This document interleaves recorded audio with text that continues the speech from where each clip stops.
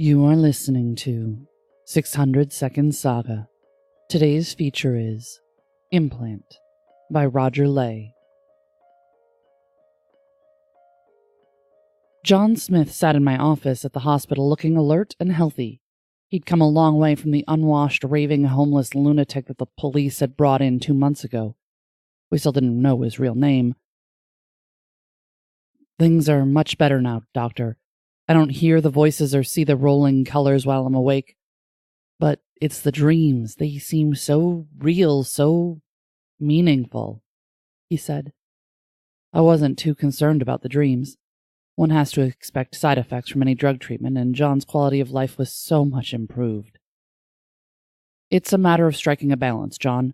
We're trying to pick a path between heaven and hell, between the devil and the angels. I still remember nothing before I came here, Dr. Oakwood.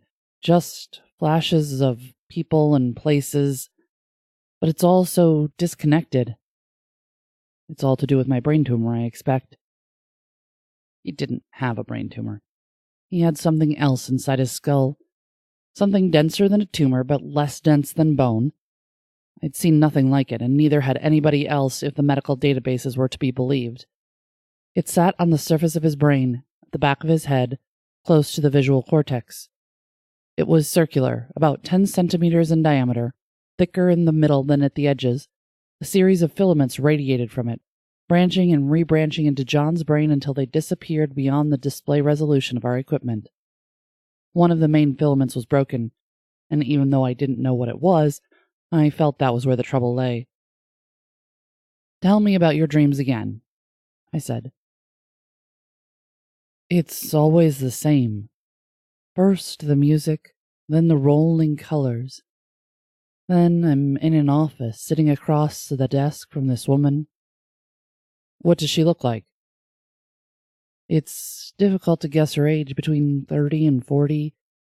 She has blonde, bobbed hair and blue eyes, and tells me her name is Farina.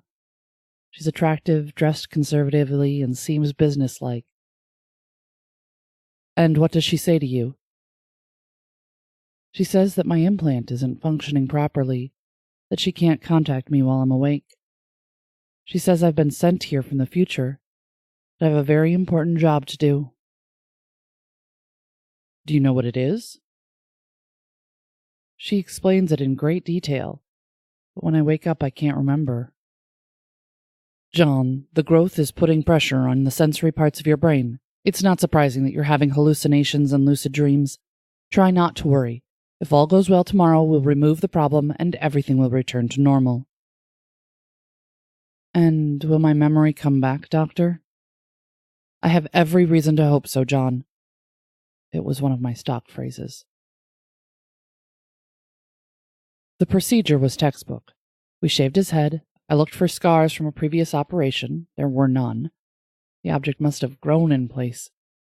I'd been wondering if it was part of some secret military project gone wrong. I incised the scalp, peeled back the skin, and being careful not to penetrate the dura, used the circular saw to cut loose a square section of skull. As I was preparing to remove it, the power failed. There was a pause of a few seconds as we stood frozen in total darkness before the lights came on again. That isn't supposed to happen. We have uninterruptible power supplies that can carry us for the few seconds it takes for the emergency generators to kick in. He's flatlined, muttered Abrams, the anesthetist. We waited while he did his frantic best to bring John back. But it was no good. He was gone. I lifted out the section of skull, and all I found underneath was a circular indentation where the implant had been sited. It's always depressing when you lose a patient. I've never gotten used to it.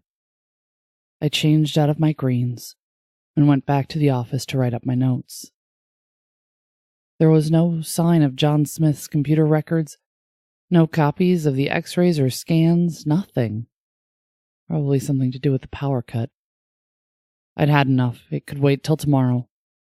I made my way home to a large whiskey and an empty bed. Next morning, there was an email from one of the forensic databases. They'd finally identified John from his fingerprints. They'd matched a government scientist, Martin Wryly, who'd been killed in a road traffic accident 2 years before. His car had fallen from the Woodrow Wilson Bridge into the Potomac River. His body had never been recovered. I decided to take another look at my patient and made my way down to the morgue. The gum-chewing attendant checked his screen and announced the body had gone for cremation the previous night. Unusual, but not unheard of, with an unclaimed corpse. So nothing left. No evidence of our time traveler or his implant.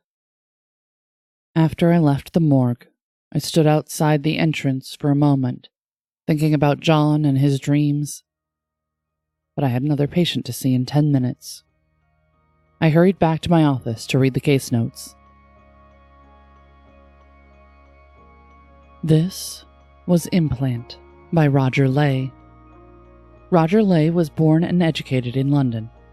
He worked as an engineer in the oil fields of North Africa and the North Sea before joining the nuclear industry and later pursuing a career in higher education. His stories and articles have appeared in about a dozen ezines this year. His book, Chronoscape, is a well-received science fiction novel about time and alternate realities. It was favorably reviewed by the writer Jessica Lucci, who added it to a recommended reading list for the summer of 2018. His first book, A Horse in the Morning, is a collection of wryly amusing stories from his sometimes unusual life. Find him at rogerley.co.uk, on Twitter at rogerley1, or on Facebook. Check our show notes for links. Music is provided by Mads.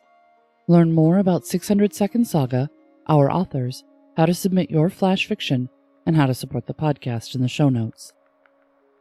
This has been Mariah Avix and 600 Second Saga.